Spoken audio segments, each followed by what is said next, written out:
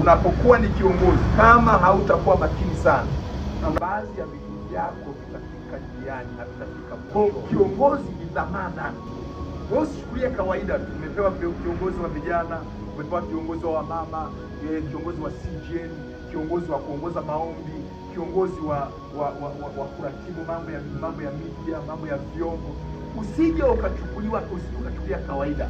Ile ni nafasi ambayo Mungu amekupa. Kwa lazima uifanye kwa moyo wote. Uifanye kwa nguvu zote. Ukitegemea kwamba ukimesa unaweza ukakutana na namna ambavyo Mungu mwenyewe anajua. Mungu anapokuwa amekupa jukumu kashinda kulifanya au kalifanya kilegevu, matokeo yake ni nini?